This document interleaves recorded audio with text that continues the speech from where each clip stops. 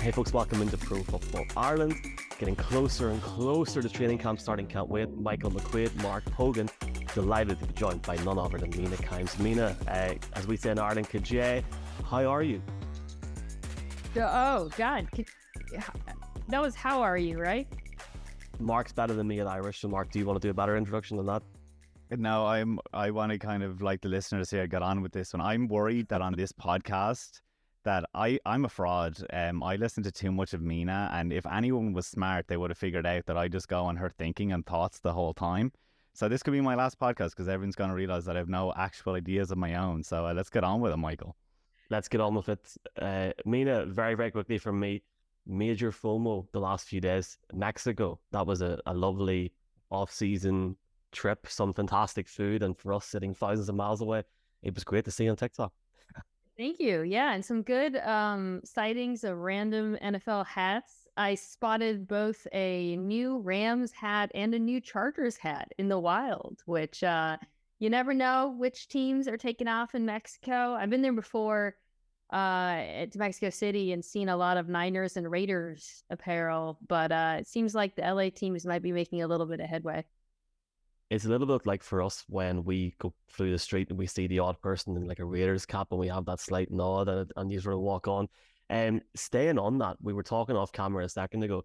Last week, the Steelers announced marketing rights in Ireland. They're hopeful of it looking at potentially playing a game.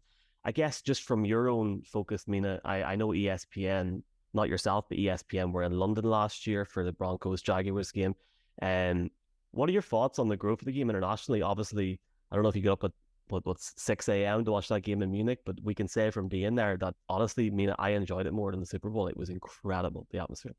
Well, the Bucks beating the Seahawks was not something I particularly enjoyed, but I do love the European games. I love the excitement you see amongst the fan bases. I love the fans showing up in like random jerseys for teams that aren't playing, but you can tell that there's a real appetite. Both, I would say, Mexico, several European countries. I don't know a lot about the Ireland and whether there's much of an appetite for the NFL. You guys would know better than me.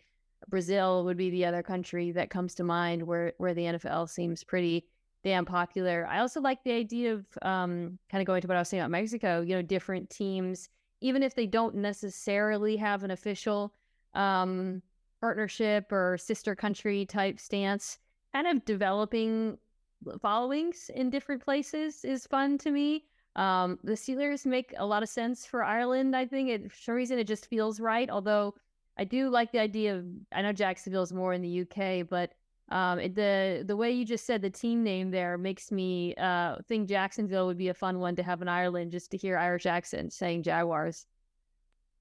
You're spot on, Mina. I'm not an AFC fan, the listeners will know, but it allows me to kind of support the Jags and the Steelers because we are, as Irish people, it's a growing sport over here and we're so excited, to have the bit of a presence. And I think that it's going to be a real winner for both fans and for the teams over here. But speaking of, we were lucky enough to see your Seahawks last year and it was a super exciting game. Sorry, the result didn't go your way, obviously, but this year we actually have the Bills coming over and the Dolphins to London. I suppose the narrative of the off season, goes through the AFC and it certainly goes through that division. Are we living in a PTSD world that we can't look forward to maybe the Jets, the Bills and the Dolphins coexisting? Or are you not buying into that narrative quite so much? No, I think the division is the Thunderdome. And every time I've said that, people said, well, everyone said that about the AFC West last year, and look what happened. We didn't, Russell Wilson's regression, the Raiders kind of fell apart.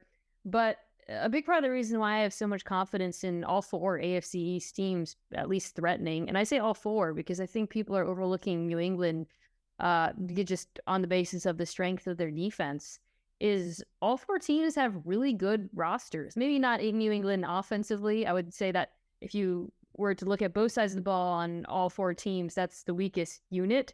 But outside of that, I mean, all four defenses should be amongst the top 10, even, you could say, in the NFL, especially given the work Miami did this offseason. And then obviously the Bills offense and Miami's offense were both extremely good last year. betting on improvement with the Jets, of course, with Aaron Rodgers, but it's hard for me to find significant weaknesses on these teams. Yeah, it's funny. A question for another day is, of course, Bill Belichick, and was he trolling his own quarterback with those defensive picks in the draft? But it certainly has set them up well. But I suppose when you mentioned the AFC West, the LA Chargers last year were one of those teams, along with the Raiders, along with the Broncos, that we were all talking about. And it's kind of something that's been going through my head recently about, like, I was super in on the Chargers, and now you're looking. Of course, I did a contract last week for Melvin Gordon, but if you were a fan, say, of one of these two teams, the LA Chargers, or you could pick the Chicago Bears to be a fan of over the next 5 years, which one would you choose? Because Justin Herbert is obviously going to be due a contract soon, so all those kind of nice moves that say they had last year, those moves are going to kind of dry up. Whereas when I look at the Chicago Bears, I kind of see there's not enough, thankfully, narratives drawn to, I suppose, Lamar and Justin Fields. And I don't just mean in the running aspect, but like Justin Fields is after getting massive wide receivers this year too. So going back to the question, next 5 years, would you rather be an LA Chargers fan or a Chicago Bears fan with that in mind? I would go with the Chargers. The degree of difficulty will absolutely go up with the roster, and I think there's been some mistakes with regards to roster construction that are only going to exacerbate that in the coming years. But they have a proven quantity at quarterback Justin Herbert, who I think is probably one of the 5 or 6 best in the NFL. I don't know, I said probably, I definitely think that. Whereas with Justin Fields, you're betting on a leap as a passer. A leap that I think is entirely possible. And obviously he's been in a pretty challenging situation now for 2 years. That's about to change. And I'm a believer in his. I think his rushing ability gives him a floor, but he's still a bit of an unknown. And you always take the quarterback, especially when you have one like Justin Herbert. Any Irish Chargers fans listening, Tom Selesko on the podcast next week. Back to the questions. I mean, it's entering that weird part of the off season where we're just waiting for training camp to start. We've still got a couple of guys, for example, and hopefully time doesn't go past us on this podcast by the time it's released. Ezekiel Elliott, DeAndre Hopkins, 2 big names in free agency. If we had to look at potential landing spots for either guy, is there any team that screams out to you in terms of need at the moment? Well, Hop is the interesting one because when he was being talked about as a trade candidate, the list of destinations was quite limited on account of how large his salary was. Ultimately, that's why no one traded for him. There just weren't many teams that could accommodate him, that salary rather. And it seemed like he didn't, he wasn't going to accept a pay cut after the Odell Beckham Jr. contract came through. It's a 1-year deal, but it was pretty sizable. But once he was released, and he has finally been released now by Arizona, all bets are off the table because his destination really comes down to what he cares about. Does he want to maximize his salary? Does he want to win a Super Bowl? Does he want to play with a certain quarterback? I don't know. If he wants to, win a Super Bowl, I think teams like Kansas City and Buffalo, or I would throw Dallas in the mix, frankly, as well. I'm pretty high on their roster. And they actually have more cap space, which makes them an interesting destination. Those would be great landing spots. We won't get the most amount of money from Kansas City and Buffalo, so that would be up to him in terms of priorities. I also, though, think there's a few other teams that make sense for him and maybe have a little bit more money. Cleveland, Detroit come to mind. New England, although there's some bad blood there between him and the offensive coordinator, who's his former head coach, Bill O'Brien. So, he's a guy who I still think has a lot left in the tank. Especially if he's not the number 1 option in offense, and that would be the case on most of those teams. So that's one that, I'm really excited to see where he lands because of the potential impact. Ezekiel Elliott, the place that makes the most sense to me is Dallas. They have essentially an Ezekiel Elliott-sized hole on their roster in terms of, like a short yardage back who's really good in pass protection.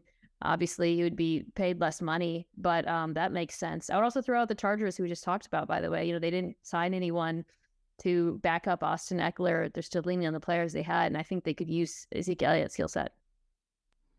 Michael, when you're asking those questions in future, please, a trigger warning for us Cardinals fans who we released, Mina, would you believe, our Cardinals special the day before the D-Hop news broke, and it was probably good timing because I don't want to talk about it for the rest of the offseason.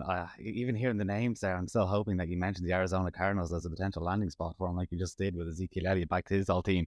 But if we maybe move to the NFC West, I suppose one of the big storylines of last year was obviously the quarterbacks that they had in San Francisco, and this year it should be equally as big a storyline, but we're probably all a bit jaded with it. I suppose, of course, there's the potential of it being a super high-powered room, but what would you see as maybe the floor for that QB room? Obviously, Brock Purdy could be injured, and we don't know. We all presume that Kyle Shanahan works his magic with the other two, Sam Darnold and Trey Lance. What do you think was the worst case scenario that could happen with that QB room? Well, I think with Kyle Shanahan, the floor is always pretty high. It doesn't, frankly, really matter who's playing quarterback. Sometimes when you say that, folks will point to the Niners' record and how it took a turn without Jimmy Garoppolo. But the reality is, when they didn't have Jimmy Garoppolo during the last few years, they were often missing other key players: George Kittle, Trent Williams, Debo, what have you. If the Niners are healthy on offense, otherwise, frankly, I think any three of those quarterbacks will be fine.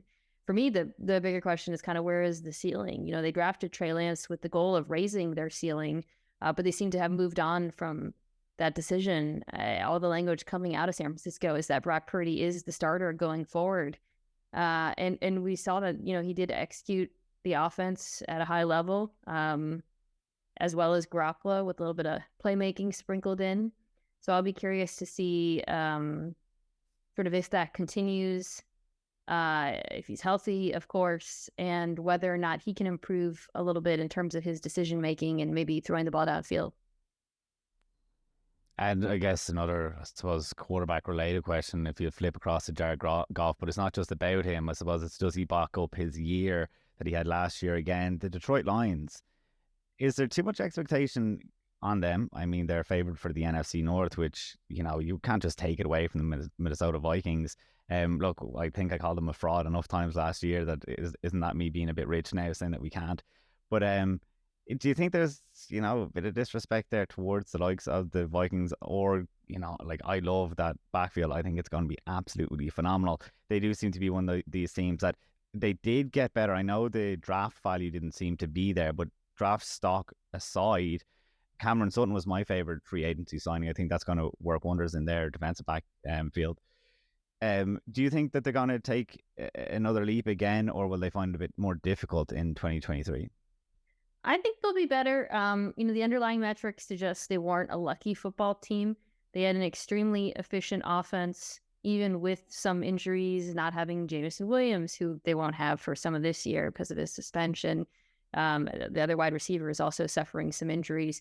And then defensively, this was one of the worst defenses in the NFL last year.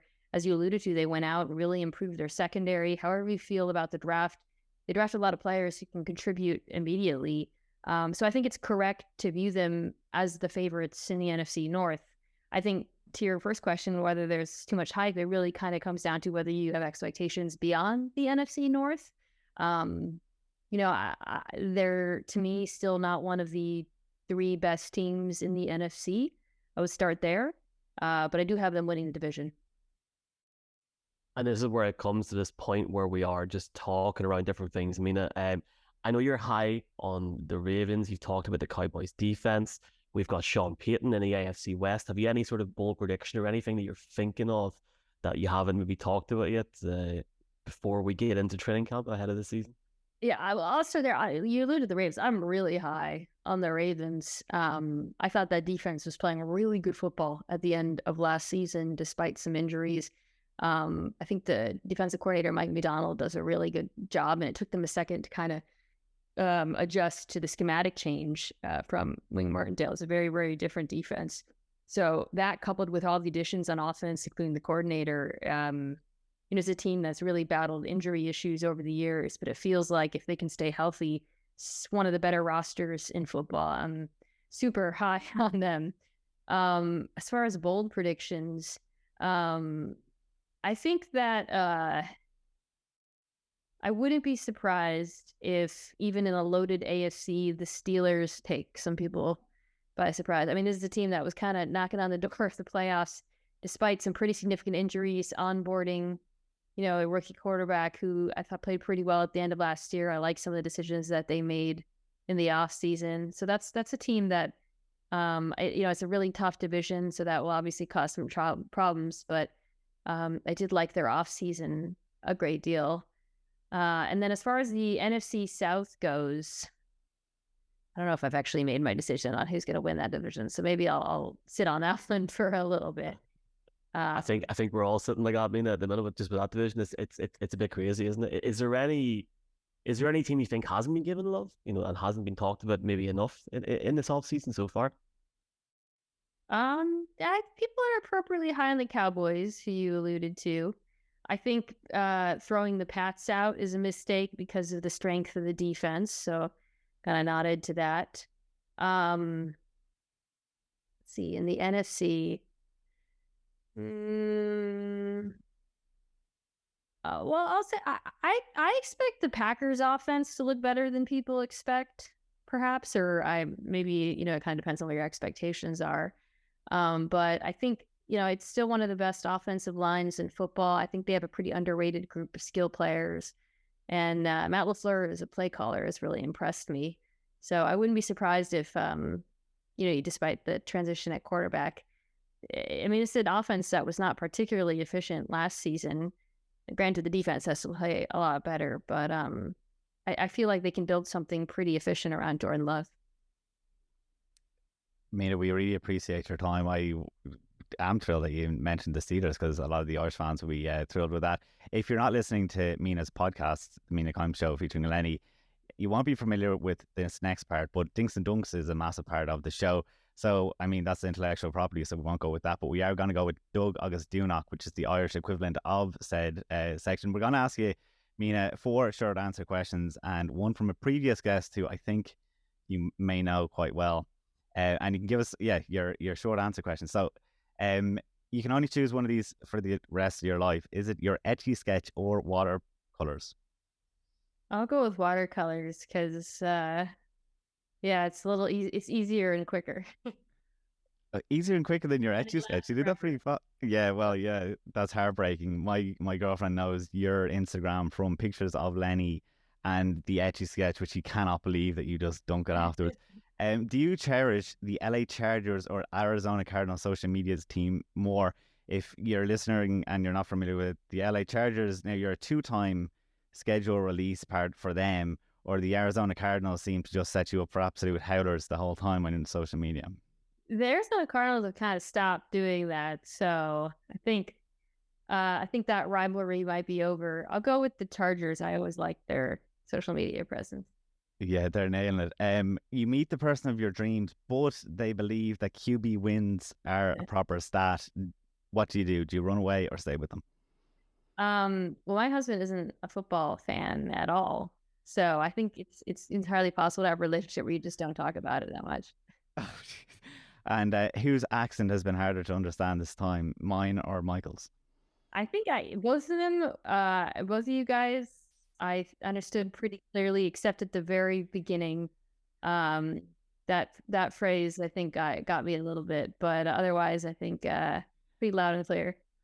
And our final one. So while you were in Mexico, we actually had Lenny on the show, and we asked Lenny to give us your 3 most annoying habits. Can you guess what he said?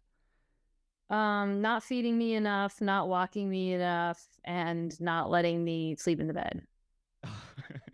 Yeah. Well, I was gonna add to that. Sorry, like the picture of Mina with Lenny going to the vet last week when we messed up the Zoom call is one of the best pictures I've seen. So I would say, as well as Mina, people listening to your podcast featuring Lenny, obviously listening to that, but folks, if you're in and out football fans listening to this, Mina on TikTok is very, very good value. So I will confuse you again with some Irish at the end. Mina, it means thanks a million, Gura Mila Margaret. Thank you very much. Wish you the very, very best for during the season. I know just how busy and how much work that you all put in on ESPN as well. So we definitely appreciate it over here. And thank you so much for just taking 20-25 minutes of your off season and your relaxation time to come on and speak to us. And who knows, maybe we'll see you at a game in London or Frankfurt or wherever in the future. Thanks so much, mate. Maybe, hopefully Ireland. Thanks, guys.